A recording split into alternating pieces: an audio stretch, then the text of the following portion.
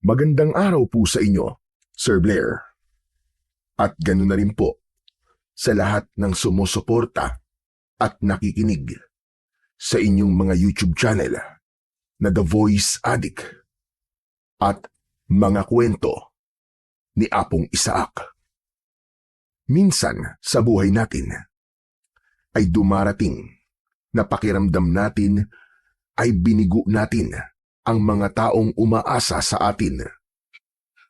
Nang naranasan ko ang ganung bagay, ay sobrang lumiit ang tingin ko sa sarili ko at pakiramdam ko ay napakawala kong kwentang tao at napatunayan ko na nakamamangha talagang kumilos ang ating Panginoong Diyos dahil gagawa talaga siya ng paraan upang maibalik sa atin ang kung ano ang nararapat para sa atin. Itago niyo na lamang po ako sa pangalan na Abel. At ito ang aking kwento. Lumaki ako sa isang maliit na baryo na hindi ko na lamang babanggitin ang pangalan. Noong buhay pa ang aking lolo at tatay, ay kilala sila sa lugar namin bilang mahuhusay na sentensyador ng mga aswang. Yun ang tawag sa kanila dahil parang sila ang nagbibigay ng sentensya sa mga aswang na nanggugulo sa iba't ibang lugar. Sa kasamaang palad, parehas nasawi ang lolo at tatay ko nang may kinalaban silang isang malakas na uri ng aswang. Isang aswang na kung tawagin ay gabunan. Ngunit bago sila mawala ay naituro na nila sa akin ang kakayahan na makipaglaban sa mga aswang at ako ang pumalit sa naiwanan nilang tungkulin.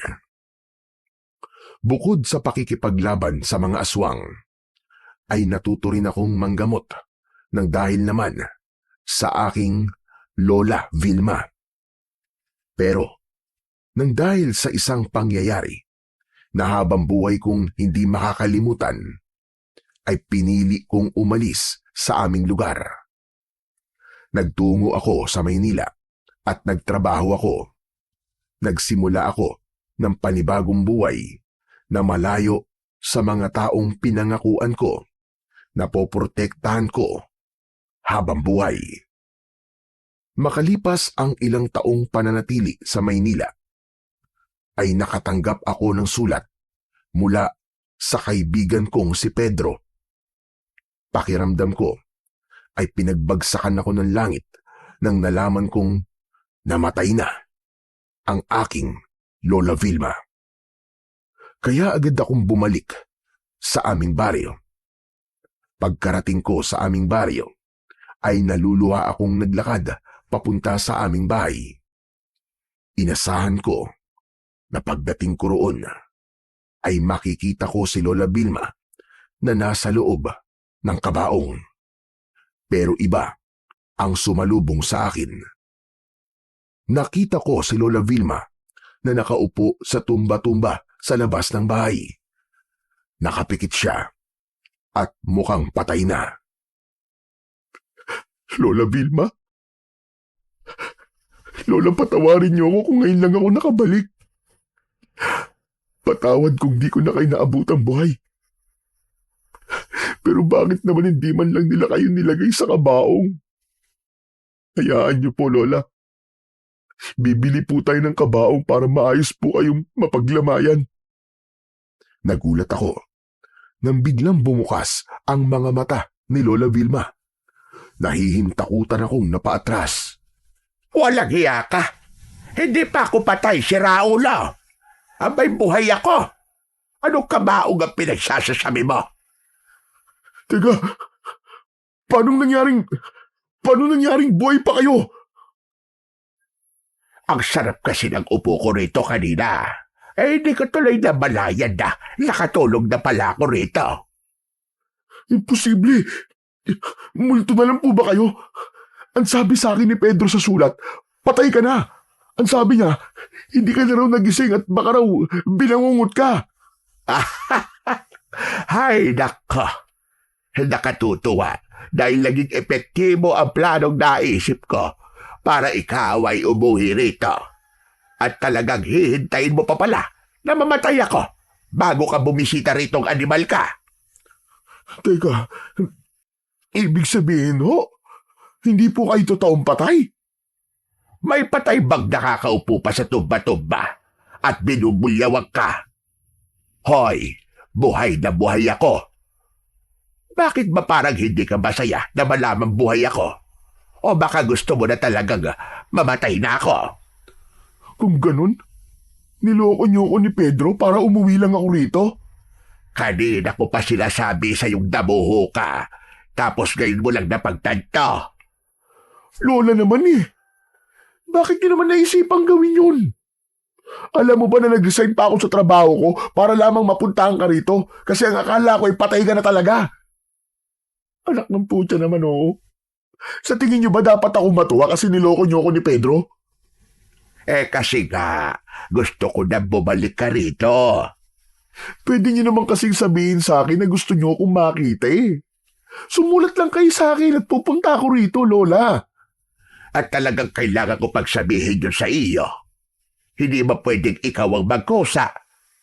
Diyos ko, talagang nakakasakit ka na ng damdamin, Abel. Parang sinabi mo na ako lang ang gustong makita ka. At ikaw ay ayaw mo akong makita. Mukhang tuluyan ka na ang binago ng syudad. Pati ugali mo ay nagbabago na rin.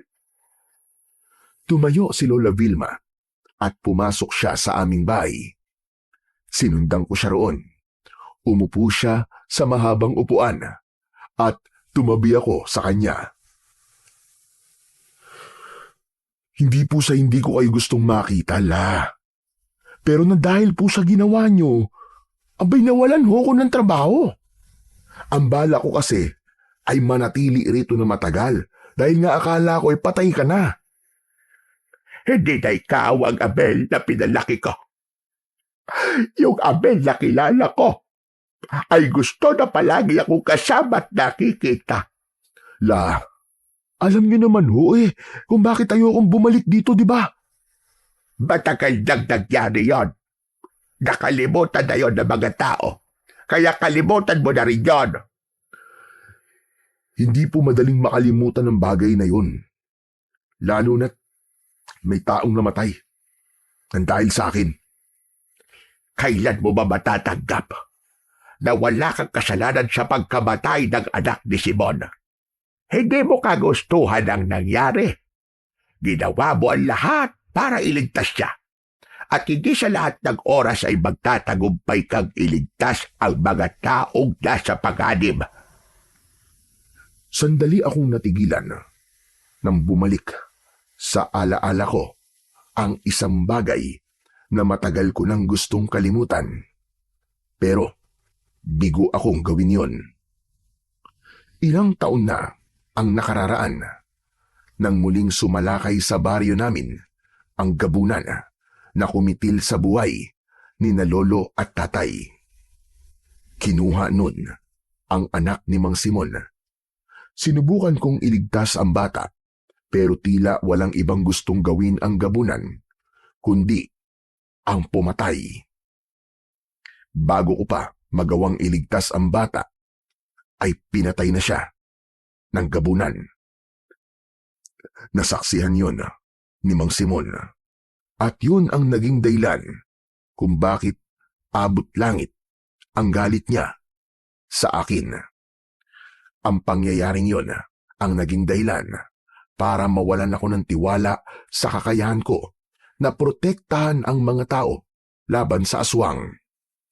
Yun ang nagtulak sa akin para umalis dahil hindi ko na kinaya ang pag-iiba ng tingin ng mga tao sa akin. Nang dahil sa pagkabigo kong iligtas ang anak ni Mang Simon, ay nawala na rin ang tiwala nila sa akin bilang kanilang tagapagtanggol. Maya-maya pa ay muli kong tinignan si Lola Vilma. Kailangan ko na pong umalis ngayon. Kailangan ko na pong bumalik sa Maynila. Hindi ka pa pwedeng umalis dito. Dito ka na muna. Hindi ko po kayang manatili rito ng matagal, Lola. Masasaktan lang po ako kasi panigurado na kapag nalaman na naman po ng mga tao na nandito ako, ay pag-uusapan na naman nila ako. At yung nangyari nun. Isa pa, hindi ko pa kayang makaharap si Mang Simon, Lola. Sinabi lang hindi ka pa pwedeng umalis. Kahit na ano po sabihin nyo, ay hindi nyo ako mapipigilan, Lola. Hayaan nyo na lang po akong umalis na mapayapa bilang kabayaran sa panluloko nyo sa akin na patay na kayo.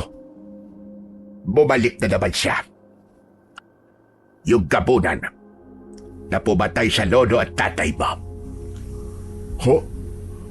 Ano po sabi nyo? Naghahasik na naman ang lagim at kamatayan ang gabunan na yun dito. May ilan na siyang pinatay at siguradong madaragdagan pa yun sa mga darating na gabi. Kaya ako gumawa ng paraan para bumalik ka rito. Ay dahil kailangan ka namin, Abel. Teka lang, isa na naman ba yung panluloko nyo? Para hindi ako umalis? Parang awa mo na, Lola. Tama na. Kapag nanatili ako rito, ay para ko na rin pinahirapan ang sarili ko. Dalawang binata. Isang matandang lalaki at isang babaeng buntis.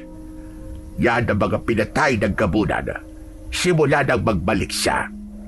Sa tingin mo ba, ay gagawin kong biro ang ganitong bagay? Hindi ko alam, Lola. Yung pagkamatay nyo nga ay ginawa nyong biro, di ba? Hindi ko na alam kung anong paniniwalaan ko sa mga sinasabi nyo eh. Sa pagkakataong ito, Abel, ay nagsasabi na ako ng katotohanan. Alam ko na maling nang sinungaling ako sa iyo. Pero yung kasi ang paraan para masiguro ko na uuwi ka rito. Abel, Apo, ikaw lamang ang kilala naming may kakayahan na makipaglaban sa aswang. Sigurado ko na magagawa mong patayin ang gabunan na yon. Minsan na kami nagkaharap ng gabunan na sinasabi nyo, Lola. Pero hindi ako nagtagumpay na patayin siya. At isa pa, simula nang umalis ako rito, ay tinalikuran ko ng pakikipaglaban sa aswang. Mas gusto ko na ang tahimik na buhay sa Maynila. Maaatib mo ba? Naligtas ka sa syudad habang kami rito ay walang alam kung kami na ang susunod na papatayin ng pesteng gabunan na iyon. E di, sumama na lang po kayo sa akin sa Maynila. Mas ligtas po kayo ron, Lola. Ayoko roon. Mas mapapabilis ang buhay ko sa Maynila dahil puro polusyon doon. Kahit may aswang dito, ay mas gusto ko pa rin manirahan dito. Sige na, Apo. Ako na ang nakikiusap sa iyo. Bumalik ka na sa pakikipaglaban mo sa aswang. Kailangan naming lahat ang tulong mo. Hindi ko na po kayo matutulungan pagdating sa bagay na yan, Lola. Isang bata po ang namatay ng dahil sa akin. At sigurado ko na wala na rin akong kakayahan na magligtas ng buhay ng mga tao mula sa aswang. Lalong-lalo na sa isang malakas na gabunan. Isang beses ka lamang nabigo. At para sa akin ay hindi nun nabura ang mga kabutihang nagawa mo sa baryong ito, Apo. Alam kong ilusga ka ng mga tao dahil sa bagay na yon. Pero hindi mo ba naiisip na ito na ang pagkakataon para patunayan mong muli ang sarili mo?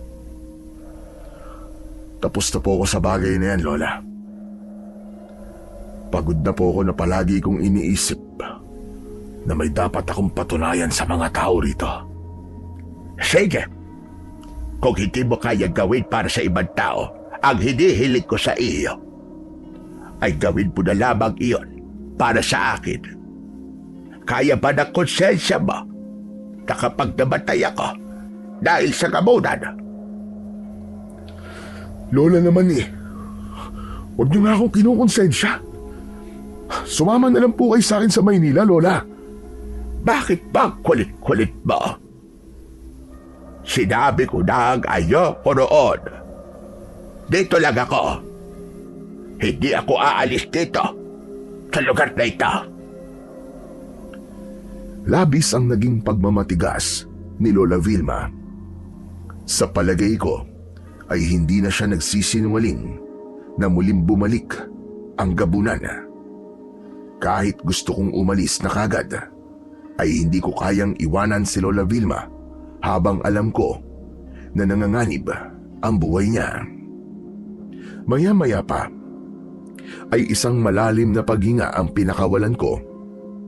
Tumangu-tango ako.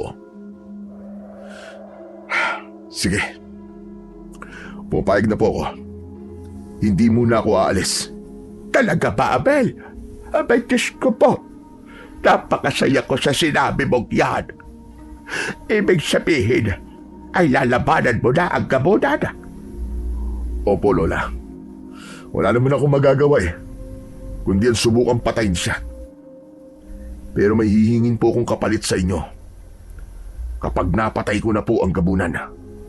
O sige, ano pang kapalit ang gusto mo? Sabihin mo sa akin at kung kaya kong ibigay, ay ibibigay ko sa iyo.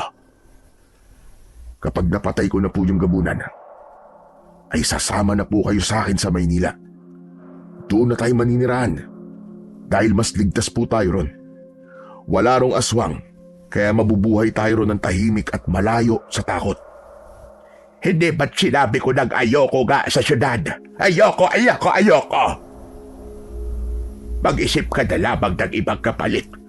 Nahihigit mo sa akin. Eh di, kung ayaw niyo po sa kondisyon ko, aalis na lang po ako ngayon. Ako na lang ang babalik mag-isa sa Maynila. Bahala na kayo sa buhay niyo rito. Sandali lang. Sige na. Pumapayag na ako sa kondisyon mo. Basta, siguraduhin mo lamang na po na mapapatay mo ang gabunan na yon.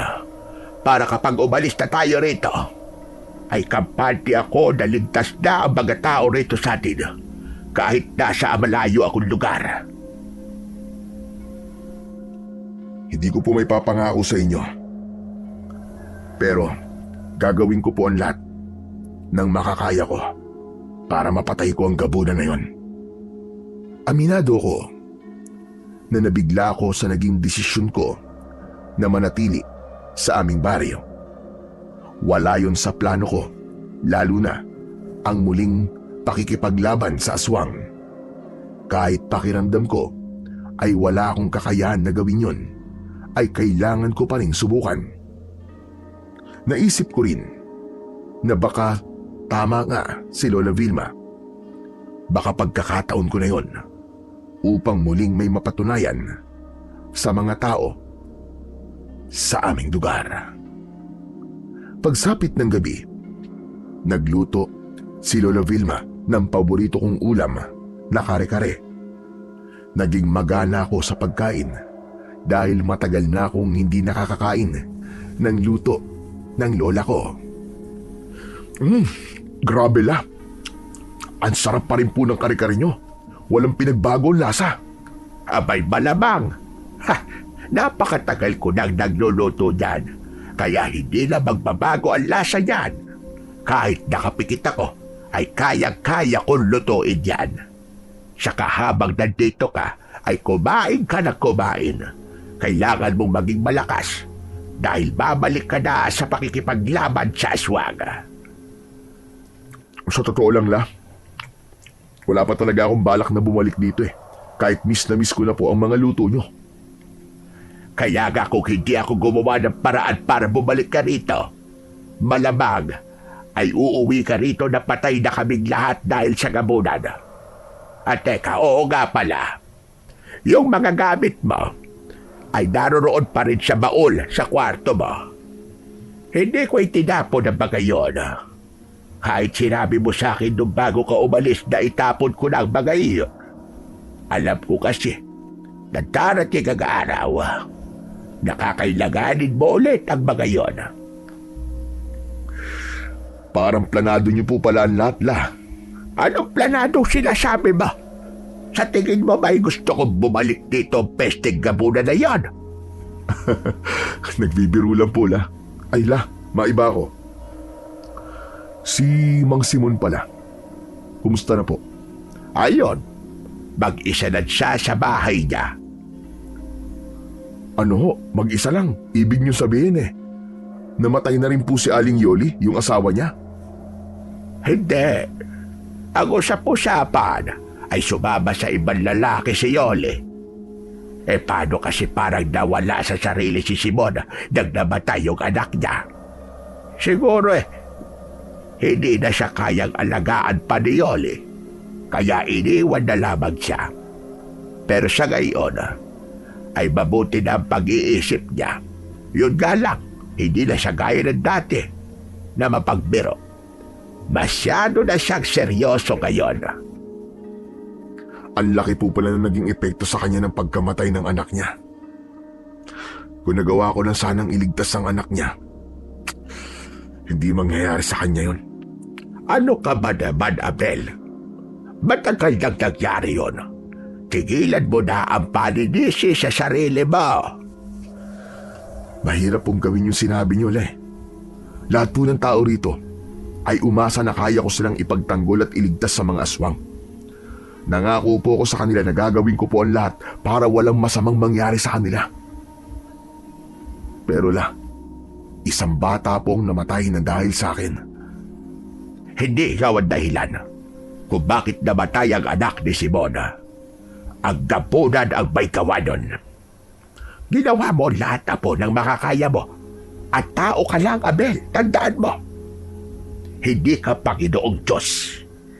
Talagang may mga pagkakataon na sasablay ka at magkakamali. Pero hindi ibig sabihin doon ay masamang tao ka na. Ewan ko, La. Hanggang ngayon kasi, napapanaginipan ko pa rin yung anak ni Mang Simon. Kapag napapanaginipan ko siya, palagi ko pong nakikita na hawak siya ng gabunan. Umiiyak siya at humihingi ng tulong sa akin. Pero sa palagay niyo ba, ay galit pa rin si Mang Simon sa akin, La? Yan ang hindi ko alam. Dahil hindi kami nakapag-uusap. Umiiwas na rin kasi siya sa mga tao. Para bang gusto niya na palagi na lamang siyang mag-isa. Saka may pinagkakaabalaan din kasi siya ngayon. Ho? Ano pong pinagkakaabala niya? Simula nang bumalik dito ang gabunan, ay gabi-gabi na niyang tinutugis ang gabunan. Sigurado ko na gusto niyang siya ang makakapatay sa gabunan bilang paghihiganti sa pagkamatay ng kanyang anak. Yun naman po pala Meron ng tumutugi sa gabunan Hindi na po ako kailangan dito, La. At talagang iaasa mo kay Simon ang tungkulin na ikaw ang dapat na gumagawa. Pambihira ka naman, Abel. Isipin mo ka, ano bang alam niya sa pakikipaglaban sa aswang? Sinabihan na nga siya ni Kapitan na itigil na ang pagtugis sa aswang kasi baka mapahamak siya. Pero ayaw niyang sumunod. Sa bagay, tama po kayo.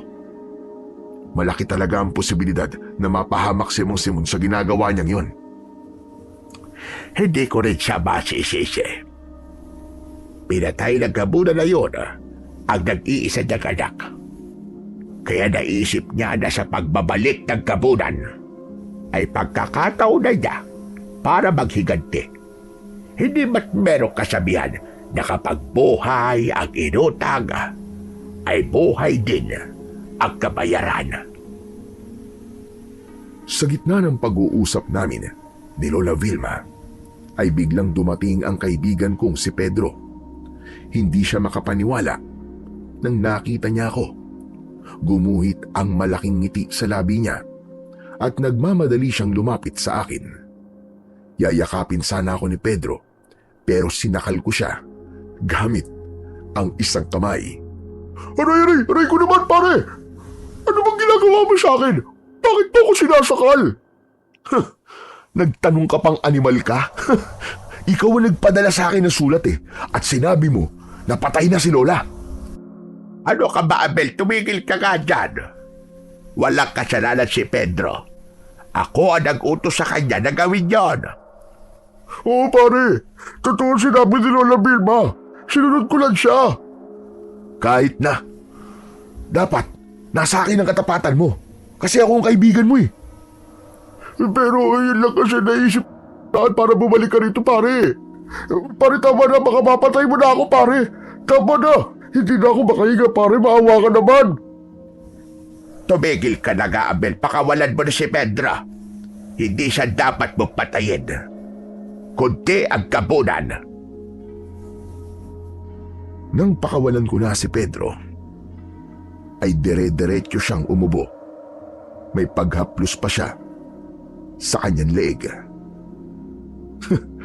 Ang OA mo naman. Di naman maigpit yung pagkakasakal ko sa'yo masakit na yung para sa akin Ano ba pakailan mo? Natawa ko at niyakap ko si Pedro. Malakas kong tinapik ang likod niya. Nakangiti na ako nang kumalas ako sa pagyakap ko sa kanya. Nagbibiro lang ako, kau naman. Ang totoo ay na-miss kita kahit paano. Hindi ka galit sa akin, pare? Hindi, ano ka ba? Gusto lang kitang takutin. Nagpaliwanag na sa akin si Lola kanina. Kahit labag sa kalooban ko, ay napapayag niya ako na manatili muna dito hanggang sa mapatay ko yung gabunan. Totoo ba yung sinabi mo, pare? Babalik ka na ulit sa pakikipaglaban sa aswang? Oo. Ano pa bang magagawa ko? Nandito na ako Nalaman ko ng sitwasyon nyo ngayon dito.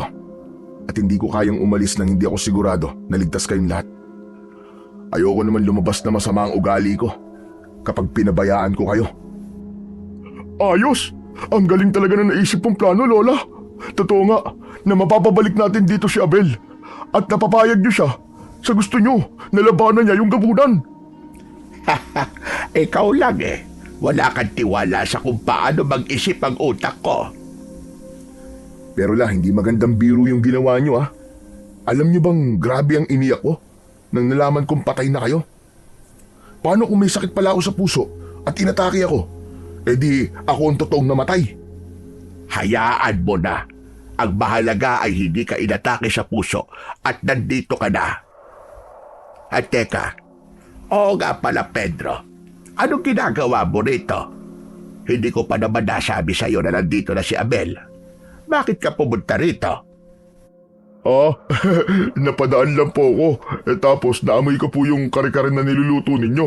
Makikikain po sana ako. Pambihirang yan, oo. Hindi ka pa rin nagbabago Hanggang ngayon, nakikikain ka pa rin dito kapag alam mo masarap ang ulam. Ayos lang yan. At marami naman ang niluto ko. Kesa naman mapanis, ay ubusin na lang nating 3. Dumulog na rin si Pedro sa pagkainan. Habang kasabay namin siyang kumakain, ay nagkwentuhan kami sa mga nangyari sa mga nakalipas na taon. Kahit sandali, ay nakalimutan ko na kailangan kong makipaglaban sa aswang dahil sa tawa ko ng tawa sa mga kwento ni Pedro. Ganong buhay ang hindi ko mararanasan sa Maynila. May mga kaibigan naman ako sa syudad, pero iba pa rin ang saya kapag sina Lola Vilma at Pedro ang kasama ko. Bago ako matulog, ay hinila ko mula sa ilalim ng aking papag ang isang baul. Sa pagbukas ko nun, ay tumambad sa akin ang mga gamit ko sa pakikipaglaban sa mga aswang. Meron doong itak at patalim. Naroon din ang agimat na ipinamana sa akin ni Lolo. Yun ang nagbibigay sa akin ng lakas sa pakikipaglaban. Bukod pa roon, ay nagkakaroon din ako ng kakayahan na malaman kung merong aswang na malapit kapag suot ko yun. Napapitlag ako nang biglang pumasok si Lola Vilma sa aking kwarto. Nakakagulat ka naman, Lola. Bakit ba hanggang ngayon ay hindi ka marunong kumatok? Bakit pa ako kakatok? Nakabukas naman ang pinto ng kwarto mo. Dinalhan lang kita ng kumot at unan. Maraming salamat po. Aba, binuksan mo na pala yung baon na yan. Bakit? Sisimulan mo na ba ang pagtugis sa gabunan ngayong gabi? Hindi po muna. Bukas ng gabi pa po ako magsisimula. Kailangan ko pa kasing orasyon tong agimat ko kasi matagal ko na po itong hindi ginamit para mabuhay ang kapangyarihan nito. Oo nga pala. Kailangan mo muna gawin yon. Bigla ko tuloy naalala nung ipinabada yan sa'yo ng lolo mo. Kitang-kita ko sa mukha niya ang laki ng tiwala niya sa'yo at sigurado ko na kung nasaan siya ay hindi siya nagsisisi na sa'yo niya yan pinagkatiwala.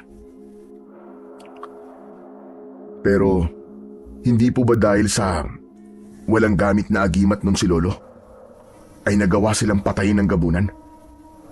Sinabi mo pa. Pero naisip ko rin, baka kahit may agimat siya doon, ay talagang oras na nilang mawala ng tatay mo. Baka naramdaman ng lolo mo na mawawala na siya, kaya ipinagkatiwala niya na sa'yo yan. Pero kung buhay lang po sana sina tatay at lolo, 3 sana kaming lalaban dun sa gabunan. Napakadali siguro naming matatalo yun.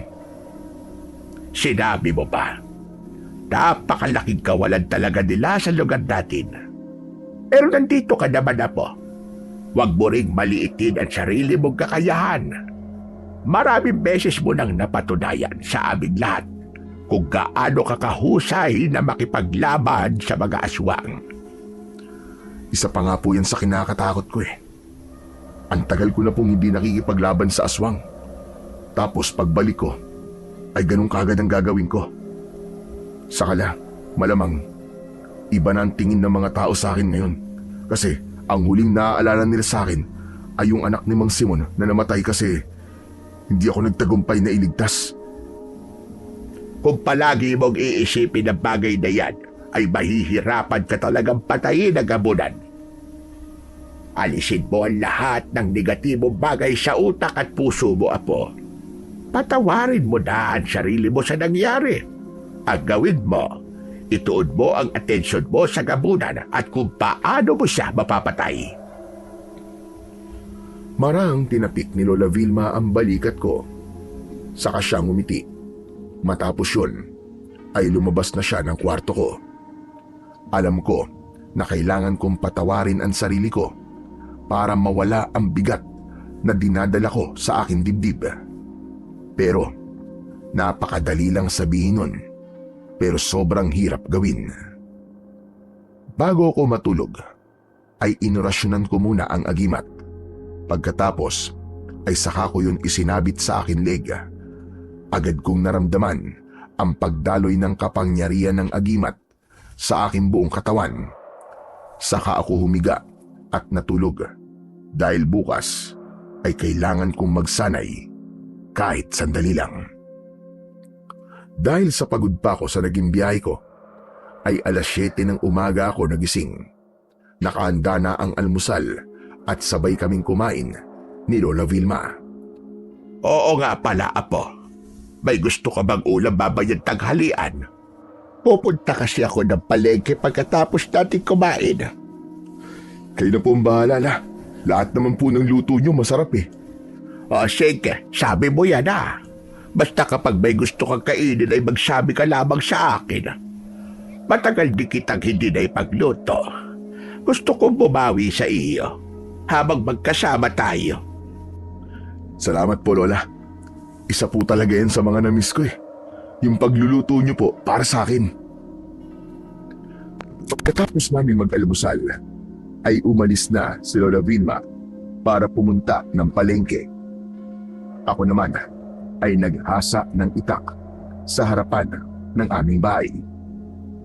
May mga taong nakakita sa akin at karamihan sa kanila ay nagulat. Marahil ay hindi sila makapaniwala na bumalik na ako. Nang masiguro kong matalim na ulit ang aking itak, ay sa likod ng bahay naman ako pumunta. Doon ako nagsimulang magsanay sa pakikipaglaban gamit ang itak. Kailangan ko kasing sariwain sa utak ko ang mga galaw ko sa pag-atake at pagdepensa dahil wala akong ideya kung kailan ko makakaharap ang gabunan. Sa gitna ng aking pagsasanay ay napahinto ako nang may naramdaman akong mga matang nanonood sa akin. Lumingon ako sa aking likuran at napatda ako nang nakita ko si Mang Simon. Matiim siyang nakatingin sa akin. Walang ekspresyon ang kanyang muka, pero ramdam ko ang galit na meron siya para sa akin. Mang Simon, kayo po pala. Kumusta na po kayo? Totoo nga ang balita na nakarating sa akin. Nakabalik ka na nga. Opo. Si Lola po kasi. Nagpanggap pong patay, kaya bumalik po ako rito sa atin. Tapos nalaman ko po na bumalik na naman pala yung gabunan. Nakiusap po sa akin si Lola na tugisin at patayin ko yung gabunan. Ako ang dapat na pumatay sa limaw na yun. Pinatay niya ang anak ko. Kaya dapat lang na ako ang kumuha sa buhay niya. Pero mas may kaalaman po kasi ako sa pagtugis sa mga aswang. Hayaan niyo pong ako ang gumawa ng bagay na yun. Baka po kasi mapahama kayo. Wala na akong pakialam kung may masamang mangyari sa akin. Kahit nagkamatayan ay hindi ko kinatatakutan. Wala na rin namang mawawala sa akin eh. Patay na ang anak ko at iniwan na ako ng aking asawa. At bakit kung makapagsalita ka, ay parang sigurado ka na magagawa mong patayin ang gabunan? Sigurado ka bang kaya mo kaming protektahan? Hindi mo nga nagawang iligtas ang anak ko noon? Mang Simon, muli po akong humihingi ng tawad sa inyo. Patawarin niyo na po ako kung hindi ko nailigtas ang anak niyo noon. Pero Mang Simon, ginawa ko po ang lahat. Kaya lang, sadyang walang puso ang gabunan. Kaya kahit isang batang walang kamalay-malay ay pinaslan niya. Kung ginawa mo ang lahat, Abel, para iligtas ang anak ko, sana'y buhay pa siya hanggang ngayon. Nakita kita ng gabing yun. Naroon ako. Naramdaman ko na natatakot ka at nagkaroon ka ng pag-aalinlangan. Kaya huwag mong sabihin sa akin na ginawa mo ang lahat dahil isa yung malaking kasinungalingan. Hindi ko po ginustong mamatay ang anak niyo. Patawarin niyo po ako, Mang Simon. Hindi mo nga ginusto. Pero nangako ka sa aming lahat na puprotektahan mo kami at hindi mo yun nagawa. Sana hindi ka nalang bumalik dito. Dahil sigurado ko na marami na namang aasa sa'yo. Pero sa uli, ay bibiguin mo rin naman. Nangilid ang luha ko sa sinabing yun ni Mang Simon. Parang mga patalim na sumaksak sa dibdib ko ang mga salitang binitiwan niya. Napatulala na lang ako at hindi ko na nagawang makapagsalita. Hindi ko na rin namalayan na umalis na siya. Nawalan na ako ng ganang magsanay dahil bigla akong nakaramdam ng panghihina. Mas lalong tumindi ang paninisi ko sa sarili ko sa pagkamatay ng anak ni Mang Simon. Kinagabihan, pagkatapos naming kumain ni Lola Vilma, ay pumasok muna ako sa aking kwarto. Umupo ako sa gilid ng papag at tumingin ako sa kawalan. Hanggang sa oras na yon ay umaalingaw-ngaw pa rin sa loob ng utak ko ang mga sinabi sa akin ni Mang Simon.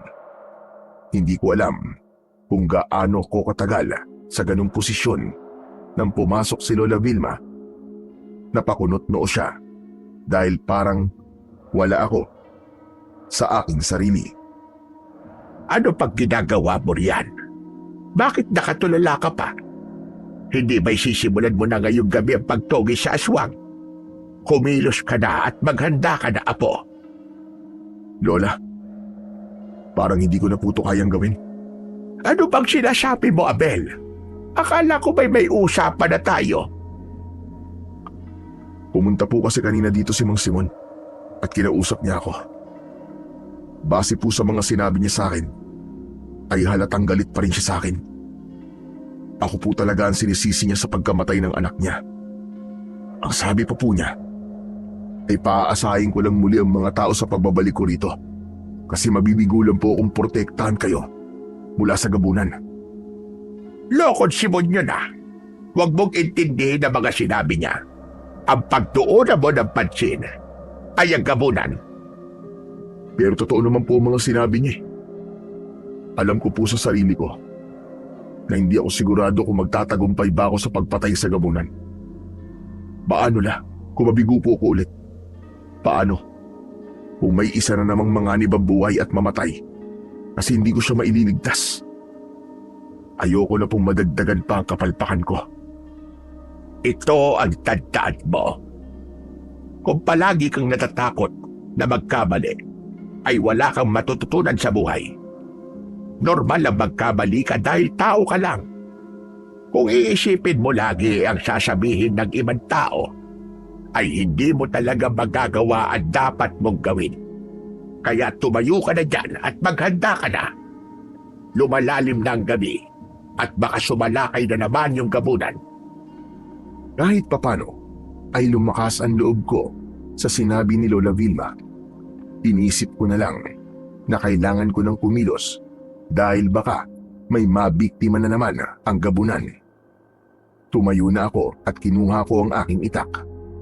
Bago ako lumabas ay nagdasal muna kami ni Lola Vilma upang humingi ng proteksyon sa Panginoong Diyos. Paglabas ko ng bahay ay nagulat ako nang sumalubong sa akin si Pedro. Gaya ko ay may dala rin siyang itak. Mabuti naman at lumabas ka na pare. Kanina pa ako rito eh. Pinapapak na nga ako ng lamok eh. Ano bang ginagawa mo rito? Siyempre dating gawi. Sasamahan kita sa pagtugi sa gabunan. Isinasama lang kita nun kapag karaniwang aswang lang ang tutugisin ko. Pero iba ang gabunan, Pedro. Mas malakas siya kumpara sa ibang uri ng aswang. Alam ko yun pero wala akong pakialam.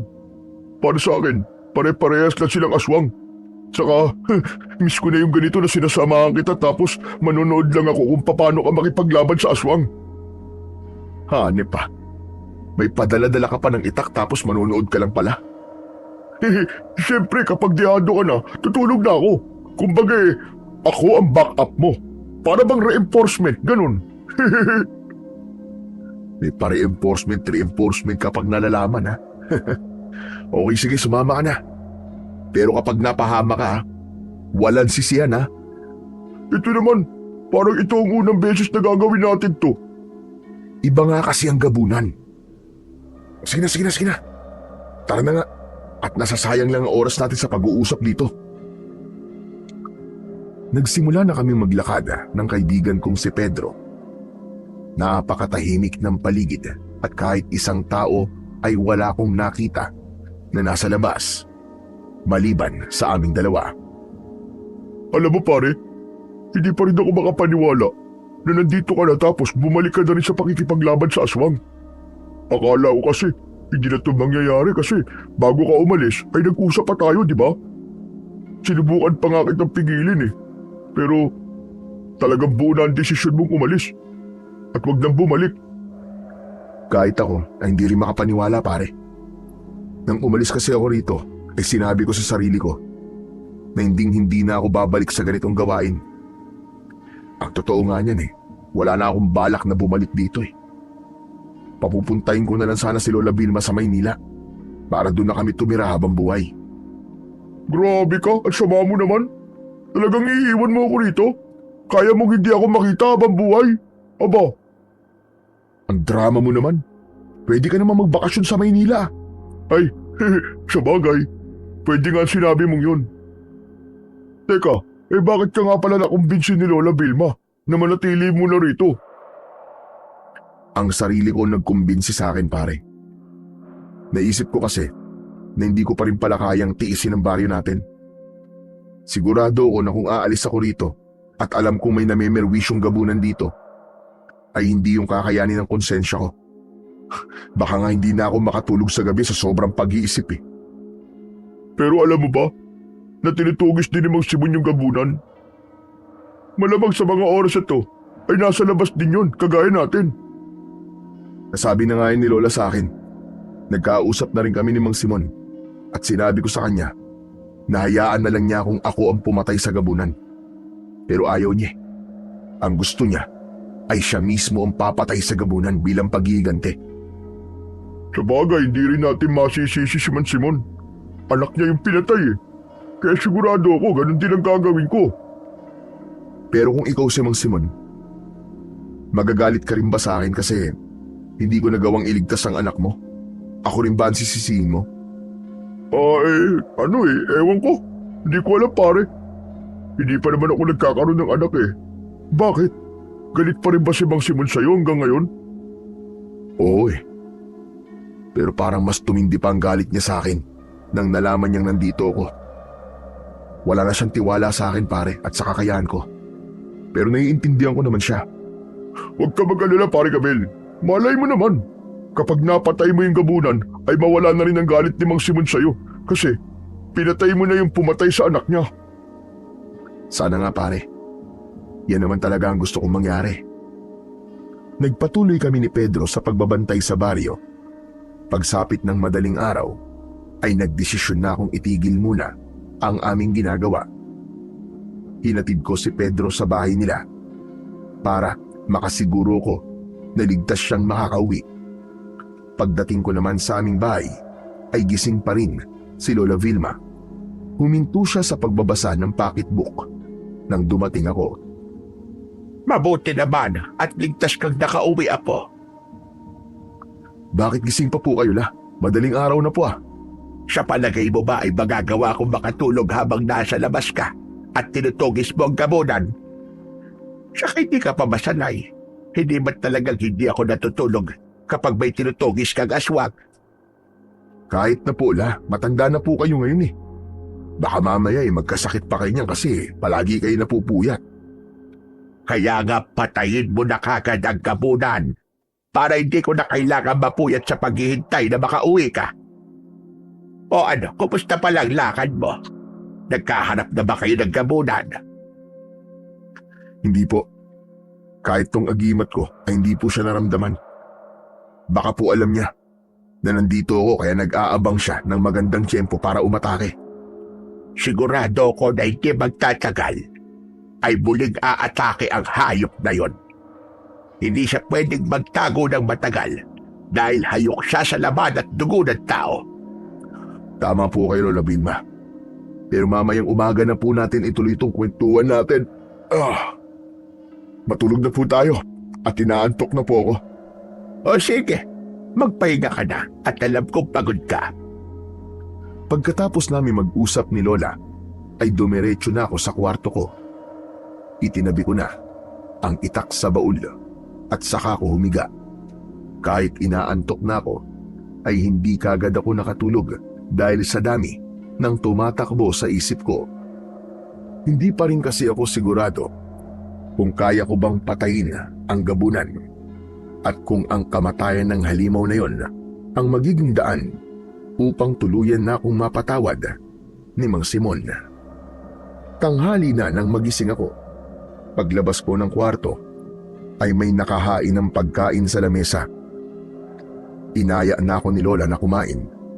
Agad akong dumulog sa pagkainan dahil ang totoo ay labis na ang gutom na nararamdaman ko.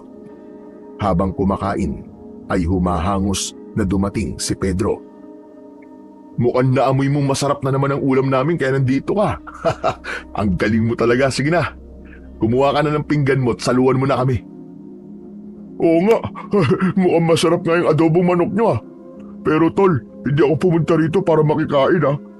May kailangan ka malaman. Ano yun? May natagpo ang patay sa bukana ng gubat, isang babae. At halatang ang gabunan ang pumatay sa kanya. Ano? Paano nangyari yun? Pumunta tayo sa bukana ng gubat kagabi ah. Wala naman tayong nakitang bangkay doon. Hindi ko nga rin alam eh. At sabi ng mga tao, pinasok ng gabunan ng bahay ng babae noong madaling araw at dinala siya sa bukana ng gubat. Malamang doon siya pinatay ng gabunan, pare. Nagpasama ako kay Pedro para makita ang bangkay ng biktima ng gabunan. Sumama rin sa amin si Lola Vilma. Habang mabilis kaming naglalakad, ay naisip ko na pinatay ng gabunan yung babae nung umuwi na kami ni Pedro. Doon ko napagtanto na pinanonood kami ng gabunan nang wala kaming kaalam-alam at saka siya umatake nang matapos na ang aming pagbabantay. Nang malapit na kami sa bukana ng gubat, ay nakita namin ang nagkukumpulang mga tao. Hinawi ni Pedro ang mga tao at nang nakalapit na kami, hanggang sa tumambad sa akin ang kalunos-lunos na itsura ng bangkay ng babae. Sa unang tingin ay nasabi ko na grabing hirap ang kanyang naranasan bago siya binawian ng buhay. Napansin ko ang tingin ng mga tao sa akin. Pakiramdam ko ay sinisisi nila ako sa nangyari. Inisip ko na baka sa utak nila ay sinasabi nila na wala akong silbi dahil naroon ako sa aming lugar ay meron pa rin naging biktima ang gabunan. Hindi ko na kinaya ang tingin ng mga tao sa akin, kaya inaya ko na sina Pedro at Lola Vilma na bumalik sa bahay. Pagdating sa bahay ay nanghihina akong umupo sa labas. Nakakaawa na ba ng babaeng iyon? Napakabata niya pa para mamatay. Pero paano kaya nangyari yun? Nagbantay naman kami ni Abel hanggang madaling araw. May kutob ako na hinintay ng gabunan na umuwi ako bago siya ng biktima. Ang pinagtataka ko lang ay kung bakit hindi siya naramdaman ng agimat na suot ko. Hindi kaya may kakayahan na ang gabunan na itago ang sarili niya sa agimat mo? Baka may paraan na siya para hindi mo siya maramdaman. Siguro nga yan ang dahilan kung bakit hindi ko siya maramdaman nung nasa labas kami ni Pedro. Sa tagal na ng panahon ay baka nakadiskubre na siya ng paraan para magawa niyang makapagtago sa akin. Kung ganun pala, mas mahihirapan ka ng talunin siya, pare. Hindi mo pala mararamdaman kung nasa paligid lang siya, di ba? Tama ka, Pedro. Kaya kailangan kong talasan ang pakiramdam ko sa tuwing nagbabantay ako sa gabi dahil may kakayahan na siyang umatake nang hindi ko siya nararamdaman. Hindi ako dapat umasa lang sa aking agimat. Kung tama ang hinala namin tungkol sa gabunan, ay isa yung malaking problema. Ganun pa man, inisip ko na isa yung hamon sa aking kakayahan. Hindi na ako maaaring maging kampante at kailangan ko ng seryosohin ng gusto ang mga nangyayari sa aming baryo. Bago sumapit ang tanghali, ay nagpaalam si Lola Vilma na magpupunta siya sa bayan dahil may mga kailangan siyang bilhin doon. Inaya niya akong sumama pero mas pinili kong manatili sa bahay upang makapagsanay ako. Pagkaalis ni Lola ay sinimulan ko na ang aking pagsasanay. Makalipas ang halos 1 oras ay nagdesisyon akong magpahinga muna. Pumasok ako sa bahay at uminom ng tubig. Lalabas na sana ako nang natigilan ako dahil nasa may harapan ng pinto si Mang Simon. Mang Simon? May kailangan po ba kayo? Kung nandito po kayo para sisihin ako sa pagkamatay ng anak mo, ay baka pwede pong wag muna ngayon. Isa pa, alam ko po ang nararamdaman nyo. Alam kong galit po kayo sa akin, kaya hindi niyo na po kailangan sabihin sa akin ng mga yan. Ganyan ba talaga kapag palaging inuusig ng konsensya? Ang dami kagad na sasabi. Siguro naman ay alam mo nang may pinatay yung gabunan kanina madaling araw. Nakita ko kayo kagabi ni Pedro na nagro-ronda. Hindi ba tama ako? Kahit nandito ka, ay wala pa rin magbabago sa sitwasyon namin. Meron pa rin mamamatay. At ang pagkamatay ng babaeng yun sa kami ng gabunan ay isang patunay na wala ka pa rin silbi. Nagkataon lang po na umatake yung gabunan nang nakauwi na kami ni Pedro. Malakas po ang kutob namin na sinadya ng gabunan At hindi ibig sabihin nun ay wala akong silbi. Ginagawa ko po ang lahat ng makakaya ko para protektahan ang baryo natin. Wala ka na bang ibang alam sabihin kundi ang ginagawa mo ang lahat ng makakaya mo? Uulitin ko, Abela. Kung ginagawa mo ang lahat ng makakaya mo, ay wala sanang mamamatay dito ng dahil sa pesting gabunan na yun. Kaya kung ako sa'yo, umalis ka na rito. Dahil umiinit lang ang dugo ko kasi alam ko nandito ka. At ikaw ang dahilan kung bakit namatay ang anak ko. Naiintindihan ko po kung bakit ayaw niyo nandito ako. Pero sa ngayon, wala po akong ibang dahilan para umalis dito. Lalo na po sa sitwasyon ng baryo natin ngayon. Huwag po kayong mag-alala, Mang Simon. Dahil oras sa mapatay ko ang gabunan, talagang babalik na ako sa Maynila.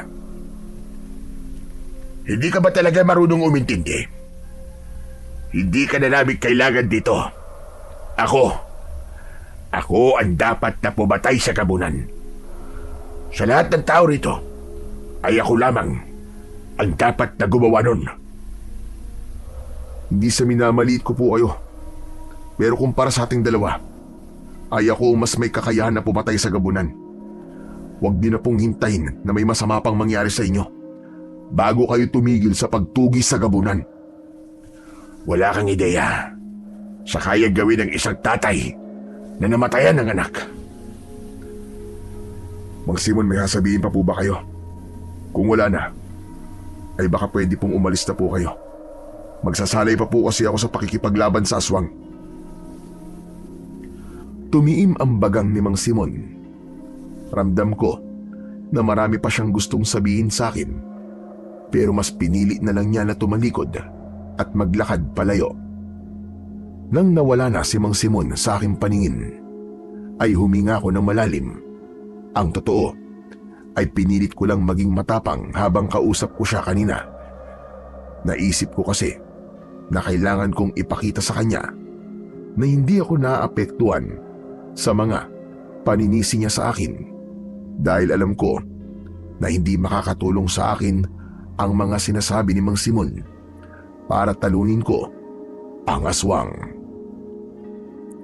Kinalma ko muna ang aking sarili bago ko ipinagpatuloy ang aking pagsasanay. Makalipas ang 1 oras, ay dumating na si Lola Vilma. Sinalubong ko siya dahil marami siyang dala. Ay nako, dapat talaga sumama ka sa akin kanina para may nagbuhat nito mga pinabili ko. Ang sakit tuloy sa braso. Pasensya ka na po, La.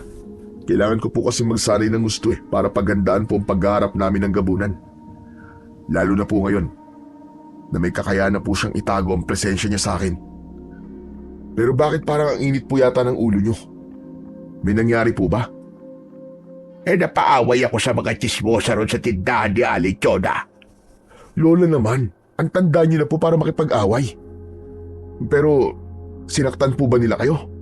Hindi naman. Nagkasagutan lang kami. Paano ba naman? Pinagkikismis ang kanila. Ang sabi nila ay wala ka raw silbing tagapagtanggol. Sana raw, di ka na lamang daw bumalik dito. Wala na raw silang tiwala sa iyo dahil hinayaan mo mamatay yung anak ni Simon doon. Ay nako, mga tao talaga ngayon. Mas gusto pang makialam sa buhay ng iba kaysa ayusin ang sarili nilang buhay. Huwag din na po silang pansinin. Hayaan nyo na lang po sila sa mga sasabihin nila tungkol sa akin. Kahit pa paano po, ay sanay na po ako sa mga ganong salita. Kung ikaw ay sanay, ako hindi. Lola mo ako at hindi ako papayag na may mga nagsasabi ng ganun tungkol sa iyo. Kung makapagsalita kasi sila, ay parang wala kang nagawang maganda para sa baryong ito. Parang nakalimutan na nila na bago mamatay ang anak ni Simon, ay napakaraming buhay na ang idinigtas mo mula sa mga aswang. Ganun na nga po yata talaga ang realidad ng buhay ngayon. Isang pagkakamali lang ay mabubura na ang lahat ng magandang nagawa mo. Ang tanging maaalala lang po nila ay nag-iisa mong pagkakamali. Sinabi mo pa. Hay nako, Huwag na nga natin sila pag-usapan. Umiinit lang ang ulo ko. Apo, kumusta pa lang naging pagsasanay mo? Ayos naman po. Pero kanina, pumunta po ulit dito si Mang Simon. O ano? Kung ano-ano na naman ba ang sinabi niya sa iyo? Ganun na nga po, Lola. Hindi ko raw po kayang protektahan tong baryo natin. Kasi may pinatay na naman po yung gabunan kahit nandito ako. Ano bang akala niya sa iyo? Na may kakayahang kang paramihin ang katawan mo at kaya mo bantayan ang bawat sulok ng lugar natin sa iisang oras? Siya nga na matagal lang tinutugis yung gabunan ay hindi pa rin nagtatagumpay na mapatay yung gabunan. Kung makapagsalita naman siya. Aminado po ako na nasasaktan po ako sa mga sinasabi niya. Pero iniintindi ko na lang po siya, Lola. Namatayan po siya ng anak eh. Napagtanto ko po na talagang hahanap siya ng taong masisisi niya. Tama ka naman dyan. Basta, gawin mo na lang ang lahat ng mga kaya mo para hindi ka maapektuhan sa mga sinasabi niya. Ang gawin mo, ipasok mo sa kaliwang tenga mo at ilabas mo naman sa kanan. Tandaan mo na mas importante na alam mo sa sarili mo na wala kang ginagawang masama at ginagawa mo ang lahat ng mga kaya mo para maging ligtas ulit ang ating lugar. O sa mamaya na tayo mag-usap. Tulungan mo muna akong ayusin itong mga binili ko sa bayan. Lola, maraming salamat po ah.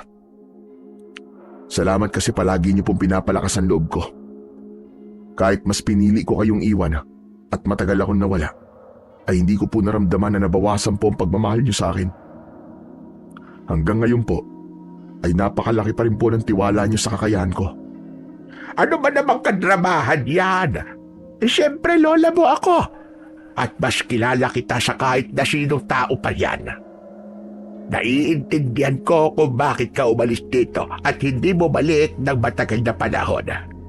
Kaya nga sa pagbabalik mo rito, ipakita mo sa lahat na kaya mo pa rin kaming protektahan, gaya ng ginawa mo noon. Naluluha akong ngumiti. Ayokong umiyak sa harapan ni Lola Vilma, kaya tinulungan ko na lang siya na ayusin ang mga pinamili niya. Nang sandaling yon ay mas lalong tumindi ang kagustuhan kong wakasan ang kasamaan ng gabunan. Hindi para ipakita sa mga tao na mali sila sa iniisip nila sa akin na hindi ko sila kayang protektahan. Gusto kong patayin ang gabunan para patunayan sa aking sarili na nasa dugo ko pa rin ang pagiging tunay na sentensyador ng mga aswang. Sa mga lumipas na gabi, ay nagpatuloy ako sa pagbabantay sa aming baryo. Minsan ay sinasamahan ako ni Pedro, pero may mga pagkakataon na ako lang mag-isa. Mas hinabaan ko na rin ang oras ng aking pagbabantay. Halos alas 5 na ng umaga ako kung umuwi sa bahay dahil ayoko nang mangyari ulit yung pag-uwi ko ay saka may pinatay yung gabunan. Sigurado kasi ako na kapag pasikat na ang araw, ay hindi na aatake ang gabunan. Patuloy pa rin akong nakakarinig ng hindi magagandang salita mula sa mga tao. Kapag naglalakad ako sa labas, ay ramdam ko ang matalim na tingin ng mga tao sa akin. Pero lahat ng iyon ay ipinagkibit balikat ko na lamang. Inisip ko na tama si Lola Vilma na hindi ko dapat intindihin ang sinasabi ng mga tao tungkol sa akin. Hanggat alam ko na wala akong ginagawang masama, ay wala akong dapat na ikabahala. Isang gabi, ay kasama ko si Pedro na nagbabantay sa aming baryo. Naglalakad kami at tinalasan namin ang aming pakiramdam. Ang sabi sa akin ni Lola Vilma, alas 5 na raw ng umaga ka umuwi. Di ba mahirap pag ganun pare? Baka mamaya magkasakit ka naman yan sa ginagawa mo. Mahirap pare pero kailangan kong gawin. Ayoko na kasing maulit yung pag-uwi natin. Isa kami pinatay yung gabunan. Sa bagay, panigurado na kapag may pinatay na naman ulit yung gabunan, ikaw na naman nasisisihin ng mga tao na para bang ikaw ang pumapatay dito sa baryo natin. Sanay na ako sa kanila pare. Hindi ko na lang sila pinapansin. Tama yan. Pero sana talaga ay mapatay mo na yung gabunan, no? Sigurado ako na kapag nangyari yon ay marami makapahiya. Lalo na yung mga tsismosa na walang ibang ginawa kundi pag-usapan ka. Mabuti sana kung may nakukuha sila sweldo sa pakikialam nila sa buhay mo eh. Wala naman. Napahinto kami ni Pedro sa paglalakad. At nagkatinginan kami nang mula sa kung saan ay may narinig kaming malakas na sigaw ng isang lalaki. Malakas ang kutob ko na nagmumulayon sa may bukana ng gubat. Agad akong tumakbo papunta roon habang nakasunod si Pedro. Malayo pa lang kami sa bukana ng gubat ay nakita ko na si Mang Simon na nakikipagpambunok sa gabunan. Kahit hindi yun ang unang beses na makakita ko ng isang gabunan, ay hindi ko pa rin naiwasang kilabutan. Kulay itim ang buong katawan ng gabunan. Malaki ang kanyang katawan. Ang buhok niya ay puti at mahaba. Matutulis ang kanyang kuko at ang mga mata niya ay walang ibang kulay kundi puti lamang. Naramdaman ng gabunan ang aking presensya at lumingon siya sa akin. Isang nakakatakot na pag-angil ang pinakawalan niya na parabang ang gusto niya ay masindak ako sa kanya. Patuloy ako sa pagtakbo, pero sa hindi maipaliwanag na dahilan ay nilubayan ng gabunan si Mang Simon at tumakbo yun papunta sa gubat. Nakita kong duguan si Mang Simon, kaya imbis na habulin ng gabunan ay tinulungan ko muna siya. Hahawakan ko sana si Mang Simon, pero tinabig niya ang kamay ko. Bakas sa mukha niya ang paghihirap at labis na sakit. Mang Simon, kailangan niyo pong magamot. Ayoko. Kailangan ko sundan ang hayop na gabunan na yun. Pagkakataon ko na to. Para patayin siya. Pero Mang Simon, hindi niyo po yun magagawa sa lagay niyong yan. Ang dami niyo pong dugo at sugat. Wala akong pakialam. Lubayan mo ko, Abel. Paghakbang ni Mang Simon ay napansin ko na mas lalo siyang nanghina hanggang sa tuluyan na siyang nawalan ng malay, at bago siya bumagsak sa lupa ay mabilis ko siyang sinalo. Grabe, ang bigat mo pala, Mang Simon. Pedro, tulungan mo nga ako. Dali natin sa bahay si Mang Simon para magamot siya ni Lola. Agad na tumalima si Pedro at pinagtulungan naming buhatin si Mang Simon. Labis ang pag-aalala ko para sa kanya dahil para mawalan siya ng malay tao ay talagang matindi ang sugat na kanyang natamo. Pagkarating namin sa bahay ay nagulat si Lola Vilma nang nakita niya ang itsura ni Mang Simon. Mahabagin langit! Anong nangyari kay Simon? Wala po kami ginawa sa kanya. Yung gabunan po may gawa nito sa kanya, Lola. Marami po siyang sugat at kailangan natin siyang gamutin. Ihiga mo na siya dyan. At kukunin ko lamang ang gamit ko sa paggagamot. Sandali lang. Maayos naming inihiga ni Pedro si Mang Simon. Nang sandaling yon ay alam ko na magagamit ko na naman ang kaalaman ko pagdating sa panggagamot. Hindi nagtagal ay sinimulan na namin ni Lola Vilma ang paglilinis sa mga sugat ni Mang Simon. Nagpasalamat ako na wala siyang malay upang hindi niya maramdaman ang sakit. Nilinis muna namin ang mga sugat niya at dugo na halos bumalot sa kanyang buong katawan. Matapos yun ay saka namin nilagyan ng gamot ang mga sugat niya at binalutan ang mga yon ng malinis na tela. Nang natapos na kami ni Lola, ay hinayaan lang namin si Mang Simon na makatulog. Yan na nga ba sinasabi ko?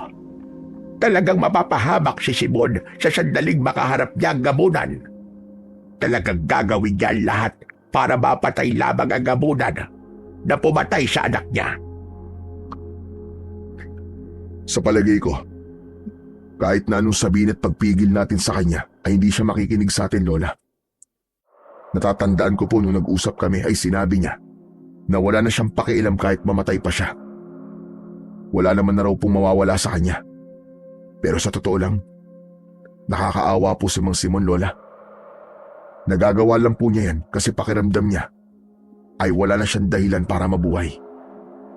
Kaya kahit ikamatay niya ang pagtugis sa gabunan, ay wala siyang pakialam. Sigurado ko na kapag nagkaroon siya ng dahilan na mabuhay, ay magbabago ang pananaw niya sa buhay. Pero bago yung mangyari, ay kailangan muna niyang alisin ang galit sa kanyang puso.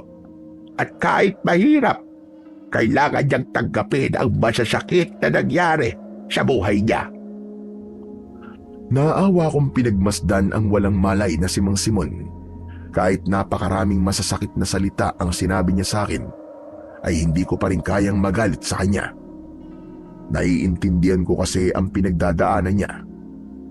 Masakit talagang mawalan ng isang anak at iwanan ng asawa.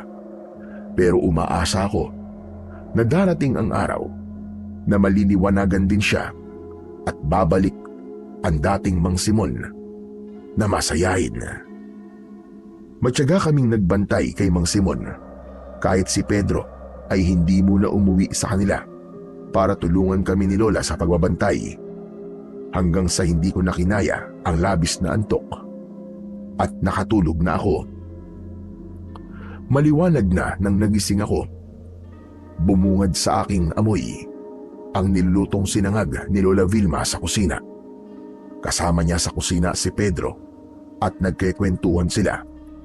Nakahiga pa rin sa sahig si Mang Simon at wala pa rin siyang malay. Pagbangon ko ay biglang gumalaw si Mang Simon. Marahang bumukas ang mga mata niya at isang nahihirapang ungol ang kumawala sa kanyang bibig. Sinabi ko kina Lola na mukhang nagkamalay na si Mang Simon, kaya nagmamadali silang lumapit ni Pedro sa akin. Hindi nagtagal ay tuluyan na ngang nagising si Mang Simon. Nagpumilit siyang tumayo, pero pinigilan ko siya. Bitiwan mo nga ako! Ayokong dumidikit ang balat mo sa akin. Huwag po muna kayong tumayo, Mang Simon. Sariwa pa po ang mga sugat niyo eh. Sino ka ba? Para sabihin sa akin kung ano ang dapat kong gawin. Kaya ko na sarili ko. Makinig ka sa sinasabi ni Abel. Kung pipilitin mong kumilos, Simon, ay baka dumugo ulit ang mga sugat mo. Hindi nagsalita si Mang Simon at kahit bakas sa mukha niya ang hirap, ay pilit pa rin siyang tumayo. Agad akong umalalay sa kanya, pero itinulak niya ako. Halos hindi ako natinag dahil walang puwersa ang pagtulak niya. Isang indikasyon na mahina pa rin siya. Mas makakabuti kung dito po muna kayo sa bahay namin. Si Lola Vilma po muna ang bahala sa inyo. Sa tingin mo ba, ay papayag ako na makasama ang taon dahilan kung bakit namatay ang anak ko? Mas gugustuhin ko pang mahirapan ako na alagaan ang sarili ko o kaya mamatay na lamang kaysa makasama ka sa iisang bubong, Abel. Naiintindihan ko kung bakit hanggang ngayon ay masakit pa rin para sa iyo ang pagkamatay ng anak mo, Simon. Namatayan na rin ako ng anak at aaminin ko na hanggang ngayon ay masakit pa rin para sa akin ang pagkamatay niya. Oo't nagkulang si Abel sa pagliligtas sa anak mo. Pero hindi siya dahilan kung bakit namatay ang anak mo. Ang gabunan ang pumatay sa kanya. Iyon ang katotohanan. Pero nangako siya. Nangako siya na poprotektahan niya tayong lahat. At kasama ron ang anak ko. Pero bakit hindi niya nagawan tuparin ang ipinangako niya? Bakit ang iba ay nagawa niyang iligtas? Pero hindi ang anak ko. Umaming ka nga sa akin, ha, Simon? Si Abel ba talaga sinisisi mo sa pagkamatay ng anak mo? O ang sarili mo? Anong sinasabi mo? Nagkunin ang gabunan ng anak mo para patayin. Ay kasama ka ni Abel sa paghabol sa kanila, hindi ba? May dala ka ring itak noon. Matanda na ako pero malinaw pa rin ang aking memorya. Kaya natatandaan ko pa hanggang ngayon ang nangyari mong gabing yon. Kahit matagal na yon. Hindi lang si Abel ang nagtangkang iligtas ang anak mo doon, kundi ikaw rin. Kaya sagutin mo ang tanong ko sa'yo, Simon.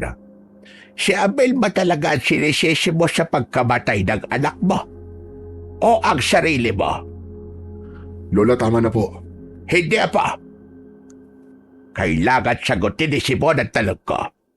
Hindi pwedeng habang buhay siyang magalit sa iyo. Hindi ako papayag na agad sa mamatay ka. Ay ang apo ko ang sisisihin mo sa pagkamatay ng anak mo. Kahit alam mo sa sarili mo ang totoo. Tila umurong ang dila ni Mang Simon sa mga sinabi ni Lola Vilma. Unti-unting nawala ang tapang sa kanyang muka at nangilid ang luha niya hanggang sa hindi niya na napigilan ang pagpatak ng mga yon. Oo, aaminin ko na. Tama ho kayo, Aling Vilma. Hindi nga si Abel ang sinisisi ko sa pagkamatay ng anak ko, kundi ang sarili ko. Sinasabi ko na si Abel ang may kasalanan dahil duwag akong tanggapin na sarili ko. Hindi ko nagawang iligtas sa sarili kong anak. Napakawala kong kwenta, Ama. Napakasama ko. Ako ang dapat poprotekta sa kanya. Pero hindi ko yun nagawa. Hindi ko yun nagawa.